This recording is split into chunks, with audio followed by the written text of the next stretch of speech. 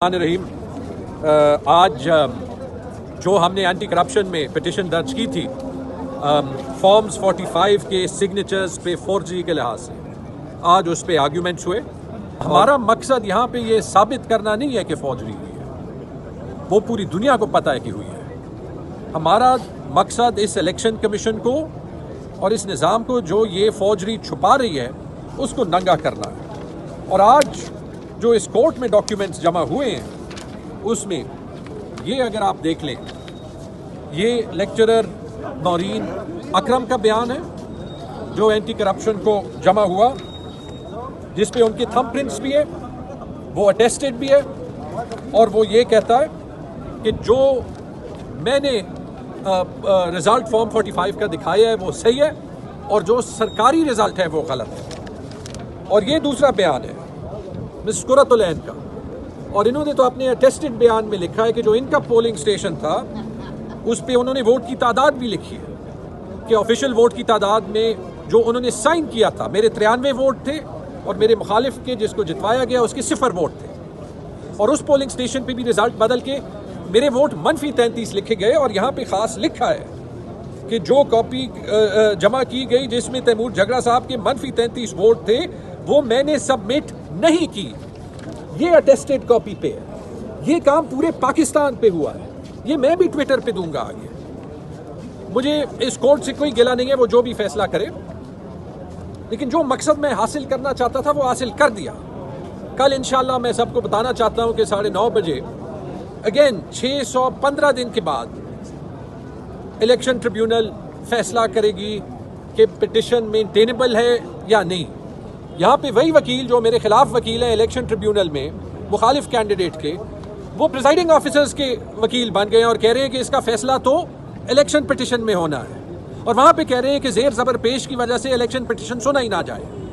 तो मैं सिर्फ ये कहना चाहता हूँ कि आप किसी को फूल नहीं कर सकते। हमारे मशरान ने ही कहा था कि you can fool some of the people some of the time but you can't fool all of the people all of the time. तो एक बार फिर सच सामने आ गया है और इंशाल्लाह जहां तक भी जाना पड़ा ये केस हम हाईलाइट करते जाएंगे ताकि जो इमरान खान का मैंडेट हो वो किसी ना किसी दिन तो वापस मिले। के हवाले से जो फैसला है चीफ जस्टिस का उसको डिले कर रहे हैं, उसकी क्या वजूहत है? क्यों नहीं चाहते लोग के सुहेल अफरीदी आपका सीएम आए?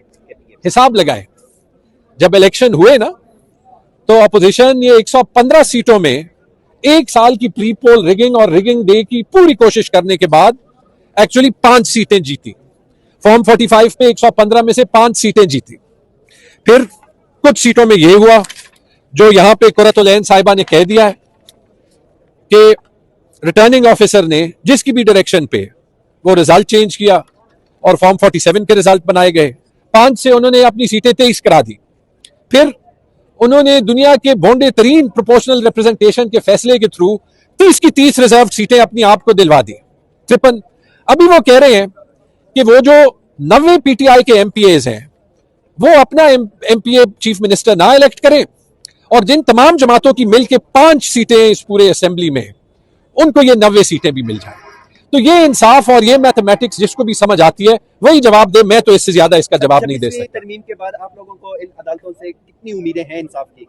आप अदालत आते हैं लड़ने के लिए, उम्मीद आपको इसलिए होती है कि जो भी ऑड्स आपके अगेंस्ट हो आपको फाइट करना पड़ता है। मुझे बार बार कहा जाता है कि मेरे अलावा, कामरान के अलावा किसी ने ये 600 दिन में अपने इलेक्शंस का मुकदमा नहीं लड़ा। हमने अपनी सीटों के लिए नहीं लड़ा, ना जीतने के लिए लड़ा। हमें पता है कि हम ये 5-5 गुना मार्जिन से जीते। हमें पता है कि कामरान के ओपोनेंट तारिक अफगान को 3000 वोट मिले थे, वो 30,000 से ज्यादा हो गए। मेरे ओपोनेंट को 1500 वोट मिले थे, वो 25,000 से ज्यादा हो गए। हम यहां पे आए हैं स्ट्रगल करने, फाइट करना जरूरी होती है। वो फाइट ही हमारी जीत है। अदालत इंसाफ ने जो अदालत को ठीक लगे उसकी रिस्पॉन्सिबिलिटी अदालत की है। बाकी निजाम पे क्या प्रेशर है क्या प्रेशर नहीं है वो आपको भी पता है, मुझको भी पता है, यहां भी पता है।